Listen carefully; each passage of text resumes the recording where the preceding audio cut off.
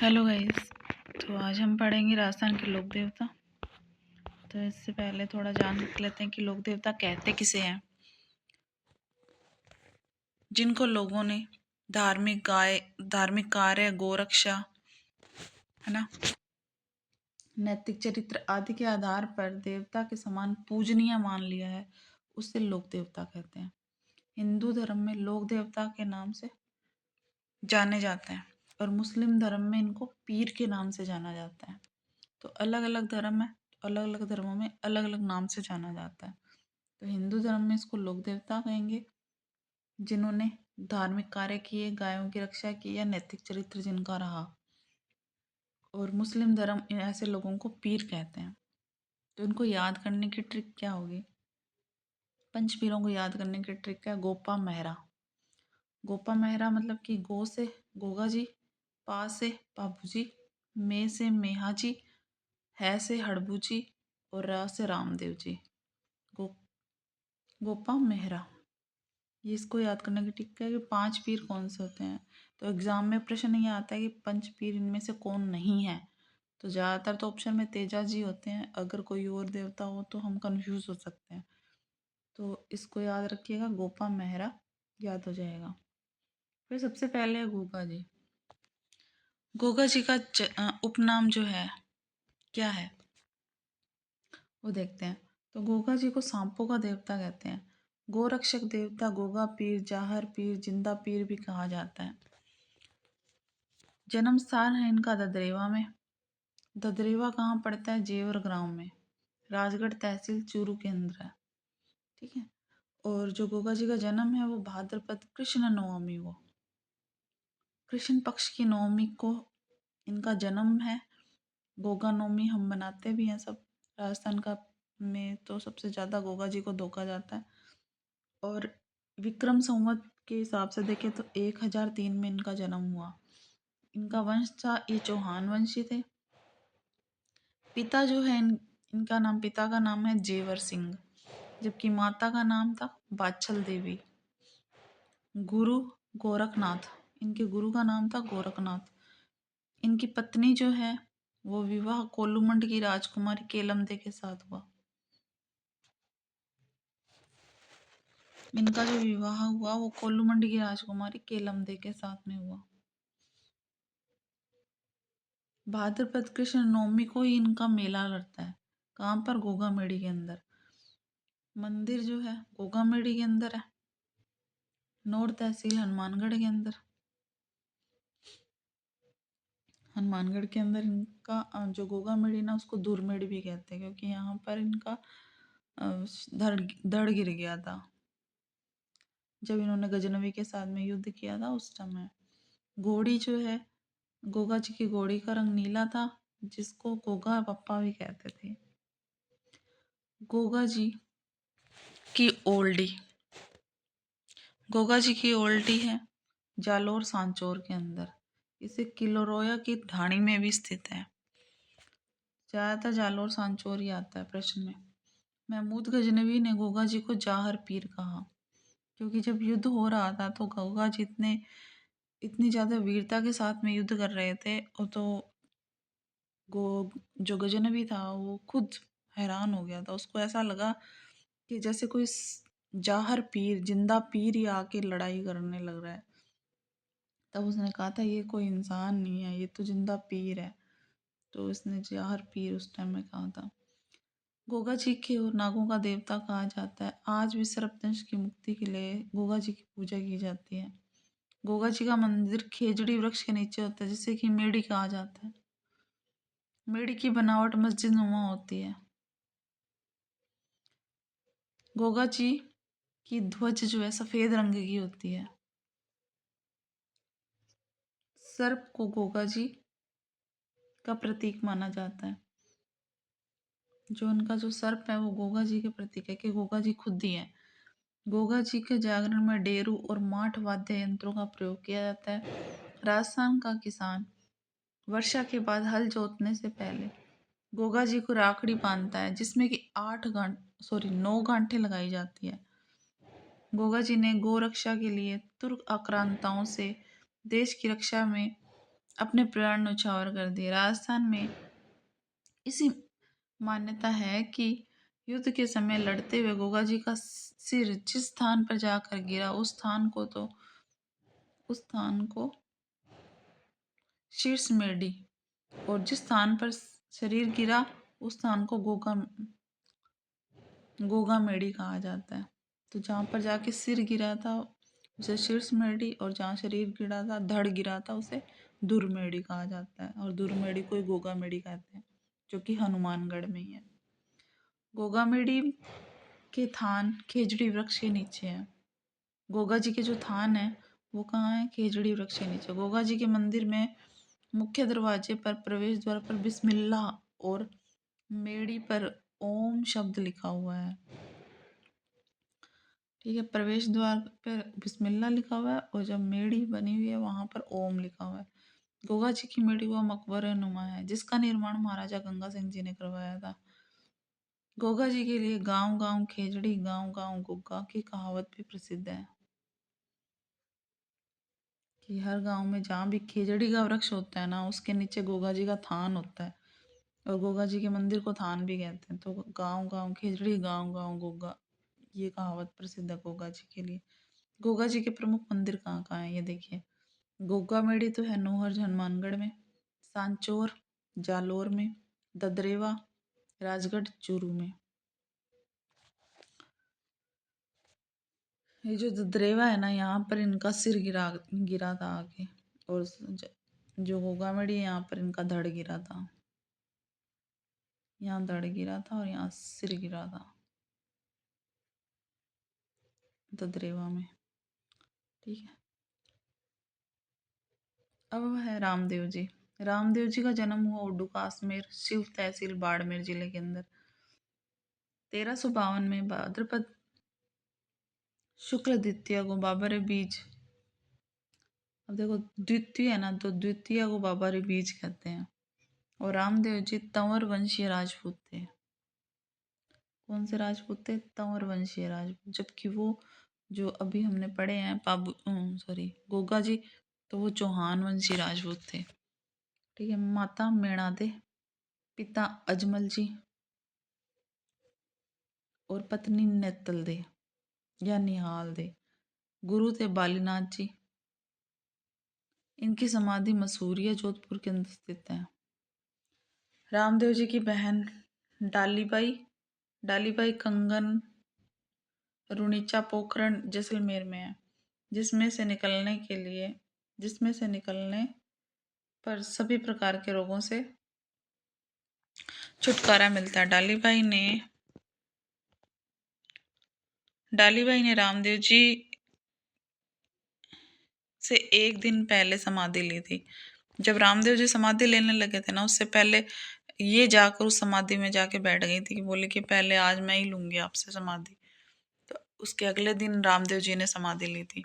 रामदेव जी के उपनाम पीरों के पीर, रामसा पीर, कृष्ण का अवतार, रुणीचारा धनी, ठाकुर जी, सांप्रदायिक सद्भाव से के देवता आदि नामों से भी जाना जाता है।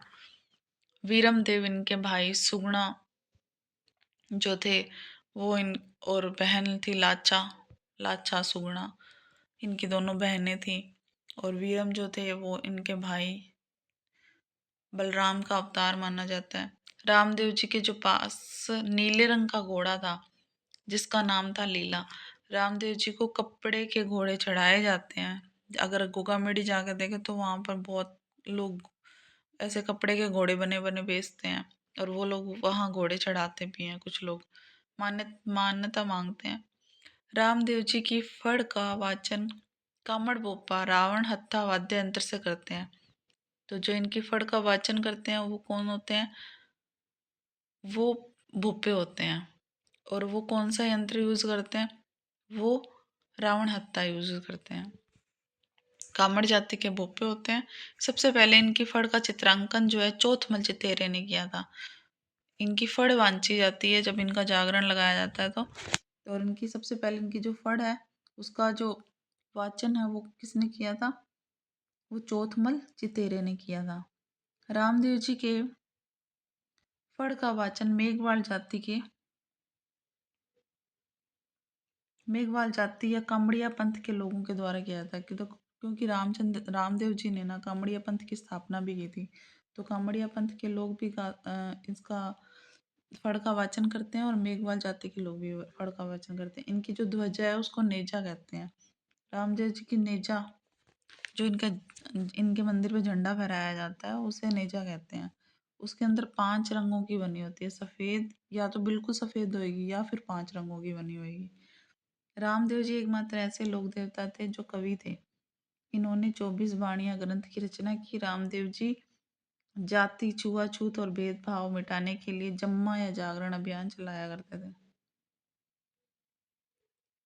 रामदेव जी के चिन्ह रामदेव जी के चिन्ह जो है वो पगली है। रामदेव जी का मेला लगता है भाद्रपद शुक्ल द्वितीया से लेकर एकादशी तक। भाद्रपद के शुक्ल पक्ष की द्वितीया से लेकर एकादशी तक, जिसको मारवाड़ का कुंभ भी कहते हैं। तो मारवाड़ का कुंभ किसको कहते हैं? जो रामदेव जी का मेला भरता है उसे कहते हैं। भाद्रपद एकादशमी विक्रम संवत 1515 को रामदेव जी ने रुड़ीचा के राम सरोवर तालाब के किनारे जीवित समाधि ली थी। तो इसी समाधि लेने के बाद से यहाँ पर मेला भरने लग गया।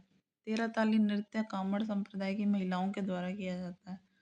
13 ताली नृत्य जो है एक व्यावसायिक श्रेणी का नृत्य है, तो प्रोफेशनल नृत्य है ये। मांगी बाई जो है 13 ताली नृत्य की प्रसिद्ध नृत्यांगना है। मांगी बाई उदयपुर जिले में रहती थी, मतलब कि उदयपुर जिले की है। अब जो इनके जो प्रमुख शब्दावली है वो देख लेते हैं। नेजा किसको कहते हैं? रामदेव जी की ध्वजा को कहते हैं जो 5 रंग की होती है। रेखिया किसको कहते हैं? रामदेव जी के जो मेघवाल जाति के भक्त हैं उनको कहते हैं। बाम्बी किसको कहते हैं? जो रामदेव जी के पुजारी होते हैं उनको कहते हैं। ब्यावले जो रामदेव जी के भजन है उनको ब्यावले कहते हैं। देवराया थान रामदेव जी के मंदिर को देवराया थान कहते हैं। जातरू किसको कहते हैं? जो रामदेव जी के भक्त या यात्रीगण होते हैं उनको क्या कहते हैं? जातरू। पगलिया रामदेव जी के जो प्रतीक चिन्ह है उनको पगलिया कहते हैं। जैसे पैर के निशान बने होते हैं ऐसे करके, तो और इन्हीं की पूजा की जाती है रामदेव जी की। रामदेव जी का पगलिया। रामदेव जी के प्रमुख मंदिर कहाँ कहाँ हैं? तो छोटा रामदेवरा तो गुजरात के अंदर है। जैसलमेर पोखरण में जो है रुणिचा के अंदर जो मंदिर बनाया गया है उनका मंदिर का जो निर्माण है वो गंगा सिंह जी ने करवाया था। अजमेर खुंडियास इनको राजस्थान का छोटा रामदेवरा कहते हैं। राजस्थान का छोटा रामदेवरा अजमेर के अंदर खुड़ियास में, और जबकि वैसे डायरेक्ट पूछ ले कि छोटा रामदेवरा किसको कहते हैं तो वो गुजरात के अंदर। अगर राजस्थान का पूछे तो अजमेर में है। जोधपुर में मसूरिया में एक मंदिर है। चित्तौड़ के अंदर सुरता खेड़ा के मंदिर। भाद्रपद शुक्ल एकम से तृतीया को मेला भरता है। तो मतलब चित्तौड़ के अंदर कहाँ पर है? सुरता खेड़ा के अंदर। पाली में है बिरांटिया के अंदर। पाली बिरांटिया। जोधपुर मसूरिया, चित्तौड़ सुरता खेड़ा, अजमेर अजमेर को छोटा रामदेवरा कहते हैं राजस्थान का। जबकि वैसे ही छोटा रामदेवरा पूछे तो गुजरात को कहते हैं। और जैसलमेर पोखरण का जो मंदिर है उसका निर्माण किसने कराया था? गंगा सिंह जी ने।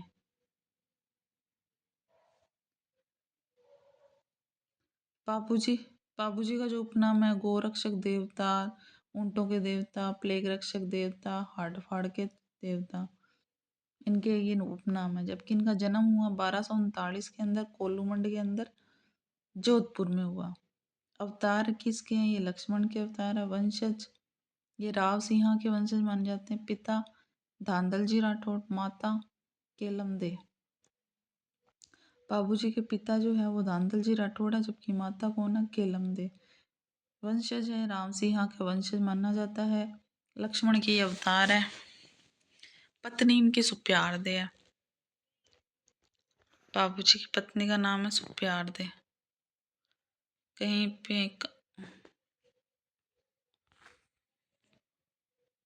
घोड़ी का नाम है केसर काल में। मुख्य मंदिर इनका कोल्लूमंड जोधपुर में, देचू जोधपुर में। समाधि स्थल है, समाधि स्थल कहाँ है? देंचू जोधपुर में, जबकि इनका मुख्य मंदिर है कोल्लूमंड जोधपुर में। बाबूजी का मेला चैत्र अमावस्या को लगता है। अन्य मंदिर जो है आहड़ उदयपुर में है। बाबूजी के सहयोगी चांदा, डामा, हरमल और सोलंकी, सलजी सोलंकी हैं। जो इनके बोध चिन्ह है वो भाला लियेश्वर और योद्धा इनका चिन्ह है। और ना बाईं तरफ झुकी हुई पाग है, हाथ में भाला लिया हुआ है, अश्व पे बैठे हुए हैं। ऐसा कुछ अगर दिखे तो मान के चलो वो पाबूजी महाराज ही हैं। राजस्थान में सबसे पहले ऊंट लाने का श्रेय किसको है? वो पाबूजी को जाता है। पाबूजी ने सिंध प्रांत से ऊंट लाकर रायका जो रेबारी जाति थी उसको दिए थे।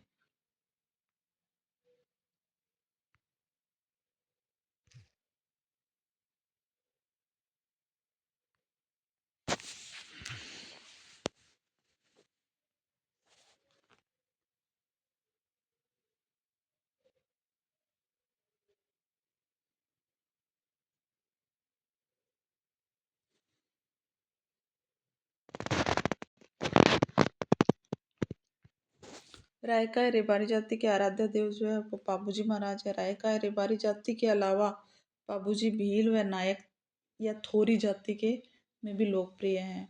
मेहरा जाति में मुसलमान जो है पाबूजी की पूजा करते हैं। मेहरा जाति के जो मुसलमान हैं वो पाबूजी की पूजा करते हैं। राजस्थान में ऊंट बीमार होने पर पाबूजी की फड़ का वांचन किया जाता है, जबकि पाबूजी की फड़ का वचन जो है नायक या थोरी जाति के बोपे करते हैं।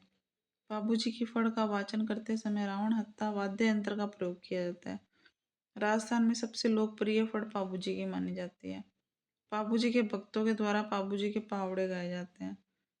पाबूजी के भक्तों के द्वारा पाबूजी के पावड़े किस यंत्र से गाए जाते हैं? माठ वाद्य यंत्र से। थोरी जाति जो है, थोरी जाति के लोग पाबू धणीरी वाचन का यश गाते समय सारंगी वाद्य यंत्र बजाते हैं। तो जो थोरी जाति के लोग हैं वो सारंगी वाद्य यंत्र बजाते हैं, जबकि बाबूजी के जो भक्त हैं वो पावड़े जब गाते हैं तो माठ वाद्य यंत्र बजाते हैं, जबकि थोरी जाति के लोग सारंगी बजाते हैं। बाबूजी के जन्म का पर आसिया मोड़जी के द्वारा पाबू प्रकाश ग्रंथ लिखा गया। बाबूजी रा छंद बिट्ठू के द्वारा लिखा गया, बिट्ठू मेहा जी के द्वारा लिखा गया है। बाबूजी की याद में थाली नृत्य किया जाता है जो कि मारवाड़ का प्रसिद्ध नृत्य है। तो इसके आगे कल करेंगे। Thank you.